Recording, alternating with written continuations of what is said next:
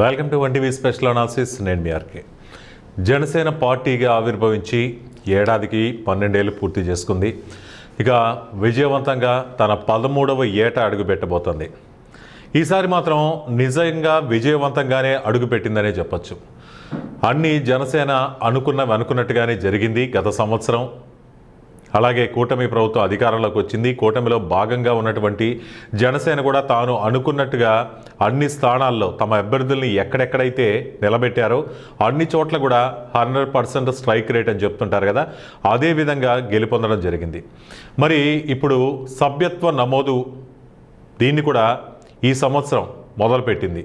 ఇది కూడా జనసేన పార్టీకి సభ్యత్వ నమోదు కార్యక్రమం కూడా విజయవంతంగానే జరుగుతుంది, చాలా భారీగానే జరుగుతుంది అనేటటువంటి ప్రచారం అయితే జరుగుతుంది. మరి ఇది జనసేనలో మరో కొత్త జోష్ అని మనం చెప్పాలి.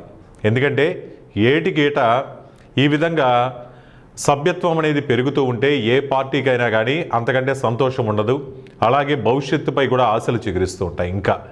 ఇక ఈ నెల 14వ తారీఖునే జనసేన ఆవిర్భావ దినోత్సవం కూడా ఏర్పడబోతుంది. జనసేన ఆవిర్భావ దినం అంటే అది మామూలుగా ఉండదు. గతంలో కూడా ప్రతి సంవత్సరం ఈ వేడుకలు చాలా భారీగానే చేసుకుంటూ వచ్చేది జనసేన పార్టీ. ఇక ఆంధ్రప్రదేశ్లో జనసేన సభ్యత్వ నమోదు కార్యక్రమం కూడా చాలా చురుగ్గా కొనసాగుతుంది. అంతే కదా, మరి ఈసారి ఇంకెంతలా ఉంటుంది. ఒకవైపు అధికార పార్టీతో పొత్తులో ఉంది, అలాగే అనుకున్న స్థానాలన్నీ గెలుపొందింది, మంచి ఆనందంగా ఉంది. ఈసారి సభ్యత్వ నమోదు కూడా చాలా సాఫీగా భారీ ఎత్తున జరుగుతుంది. మరి ఇటువంటి తరుణంలో ఈ హడావిడి ఇంకెలా ఉంటుంది ఈ సంవత్సరం అనుకునేటటువంటిది ప్రజలు కూడా చర్చించుకుంటున్నారు.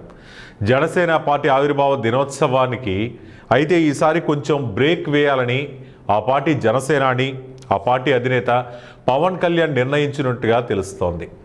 దాన్ని ఆవిర్భావ దినోత్సవ వేడుకల్ని రద్దు చేస్తున్నట్టుగా ప్రకటించారు.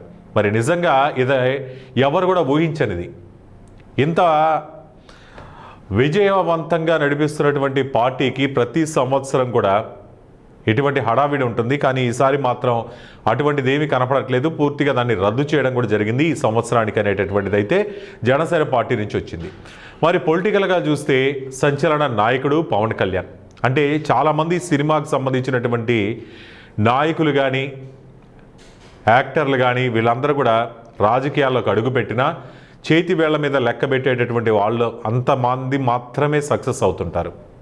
మరి అవతల వచ్చి పవర్ స్టార్ పవన్ కళ్యాణ్. దాంతో పవన్ అంటే ఎంతగానో ఉత్సాహంతో ఊగిపోయే ఫ్యాన్స్తో పాటు జన సైనికులంతా కలిసి జనసేన ఫార్మేషన్ డే చేయాలనుకున్నారు. అంటే లక్షలాది మంది తరలి వస్తారు కదా, ఈసారి ఇంకెలా చేయాలనేటటువంటిది ఎవరి ప్లానింగ్స్ వాళ్ళకున్నాయి. జనసేన పార్టీ పెట్టాక అధికారంలో ఉన్నా లేకపోయినా కానీ ప్రతి సంవత్సరం ఆవిర్భావ దినోత్సవాన్ని నిర్వహించుకుంటూ కూడా వచ్చారు. అంటే పార్టీ కార్యకర్తల్లో ప్రతి సంవత్సరం ఒక నూతన ఉత్సాహాన్ని తీసుకొస్తున్నారు ఈ ఆవిర్భావ దినోత్సవాల ద్వారా అనేటటువంటిది. ఇది ఒక ఆనవాయితీ కూడా మారిపోయింది ప్రతి సంవత్సరం జరిపించడం అనేది. మరి జనసేన ఆవిర్భావ దినోత్సవ వేడుకలు అంటే ఎంతో గొప్పగా సాగేవి. ఇక పవన్ కళ్యాణ్ స్పీచ్ కోసం అయితే అంటే ప్రతిసారి కొన్ని సంచలనమైనటువంటి వ్యాఖ్యలు చేసేవాళ్ళు.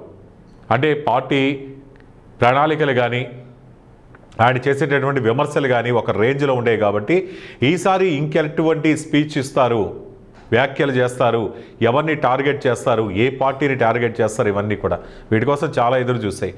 అయితే ఏపీ రాజకీయాల్లో కీలక మలుపు తిప్పే నిర్ణయాలన్నీ కూడా జనసేన ఆవిర్భావ సభలోనే గతంలో చాలా జరిగాయి.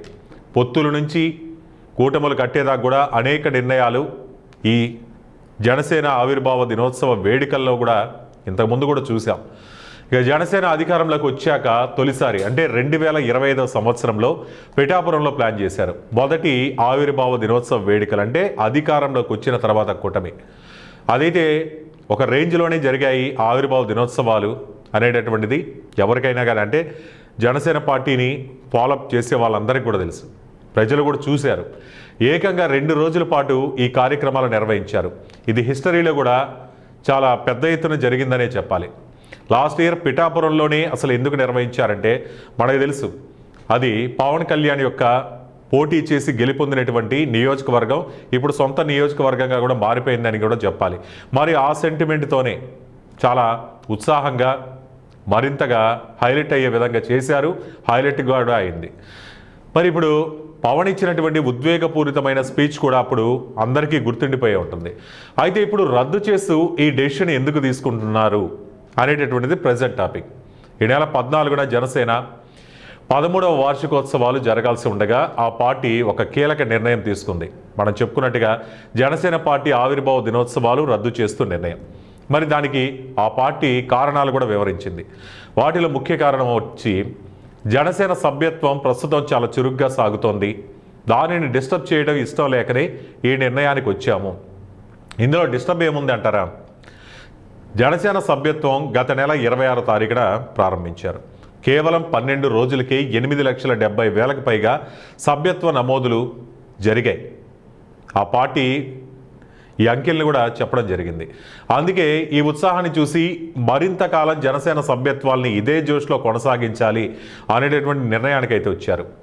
జనసేన పార్టీ ఆవిర్భవించి ఏడాదికి 12 ఏళ్ళు పూర్తి చేసుకుంది. ఇప్పుడు 13వ ఏట అడుగుపెట్టింది. ఈసారి మాత్రం నిజంగానే విజయవంతంగానే అడుగుపెట్టిందని చెప్పాలి. అనుకున్నట్టుగానే అన్ని స్థానాల్లో గెలుపొందింది. ఇప్పుడు సభ్యత్వ నమోదు కూడా భారీగానే జరుగుతోంది. కాబట్టి జనసేన పార్టీకి ఒక రకమైనటువంటి ఊపు అనేది, అంటే ఒక కొత్త జోష్ అనే నింపింది. ఇక ఈ నెల 14న ఈ ఆవిర్భావ దినోత్సవ వేడుకలు జరగాల్సి ఉంది.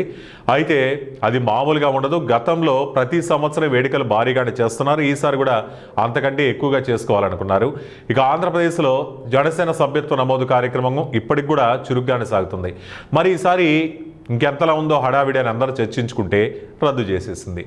సరే, ఇప్పుడు అంత ఉత్సాహంగా జరుగుతున్నటువంటి ఈ కార్యక్రమానికి మళ్ళీ మధ్యలో మనం అంతరాయం కలిగించడం ఎందుకనేది జనసేనాని పవన్ కళ్యాణ్ ఉద్దేశం. ఇది జనసేన సభ్యత్వాల పట్ల ఎంత పట్టుదలగా పనిచేస్తోందో అర్థమవుతుంది.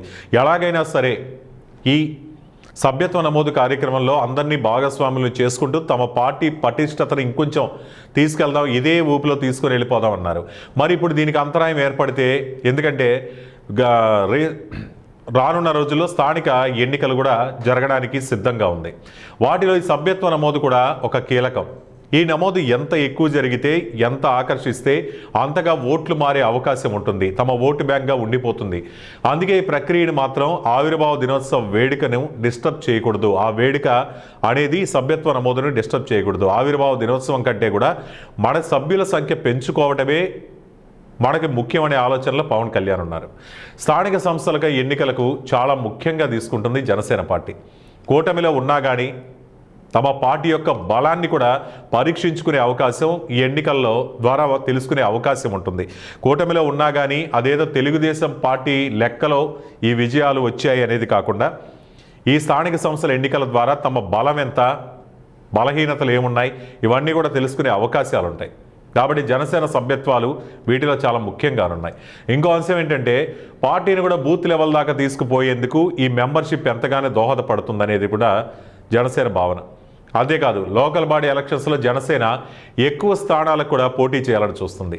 ఏ రకంగా చూసినా పార్టీని గ్రౌండ్ లెవెల్లో బాగా పటిష్టం చేసుకుంటే వచ్చే 2029 ఎన్నికల నాటికి మరిన్ని ఎక్కువ సీట్లకు మనం పోటీ చేసే వీలుంటుంది. ఎందుకంటే ఎలక్షన్స్లో చూపించినటువంటి ఫలితాలని బేస్ చేసుకొని ఇంకొన్ని ఎక్కువ సీట్లలో పోటీ చేసి, అంటే 15 సంవత్సరాల దాకా కలిసి పోటీ చేయాలనే ఉద్దేశంలో ఇరు పార్టీలు ఉన్నారు. కాబట్టి అటు టీడీపీ కావచ్చు, జనసేన కావచ్చు, ఈ విధంగా ఉన్నారు. కాబట్టి ఆ 15 ఏళ్లలో విడివిడిగా పోటీ చేయరు. కాబట్టి కలిసి పోటీ చేసేటప్పుడే ఎన్ని స్థానాల్లో పోటీ చేయాలనే దాని మీద ఒక స్పష్టత తీసుకొని టీడీపీ ముందు, చంద్రబాబు నాయుడు ముందు ఇన్ని స్థానాలు మాకు కావాలి, ఇన్ని స్థానాల్లో మేము పోటీ చేయదలుచుకున్నాం అనేది ఖచ్చితంగా డిమాండ్ చేసే అవకాశాలు అయితే ఉంటాయి. మొత్తానికి జనసేన మాస్టర్ ప్లాన్తో అయితే ఖచ్చితంగా ఉందనే చెప్పాలి. అందుకే ఎన్నడూ లేని విధంగా ఈసారి మాత్రం సభ్యత్వాల కోసం ఆవిర్భావ దినోత్సవాన్ని కూడా రద్దు చేసింది అని అయితే ఖచ్చితంగా చెప్పొచ్చు. మరి ఇప్పటి నుండి తమ బలాన్ని నిరూపించుకోగలిగితే నెక్స్ట్ ఎలక్షన్స్లో ఎక్కువ సీట్లు డిమాండ్ చేసే అవకాశం ఉంటున్నది అనేటటువంటిది జనసేన ఉద్దేశం అన్నమాట. మరి చూడాలి ఈ సభ్యత్వ నమోదు ఎంతవరకు వెళ్తుంది, ఇంకెంతమంది సభ్యత్వ నమోదులో చురుగ్గా వచ్చి తమ పేర్లను రిజిస్టర్ చేసుకుంటారు. ఆ తర్వాత దీన్ని బేస్ చేసుకొని నెక్స్ట్ 2029 ఎలక్షన్స్లో కానీ అలాగే స్థానిక సంస్థల ఎలక్షన్స్లో కానీ ఏ రకంగా జనసేన పార్టీ ముందుకెళ్తుందనేది ఈ సభ్యత్వ నమోదాలపైనే ఆధారపడి ఉంటుందనేది విశ్లేషకుల మాట.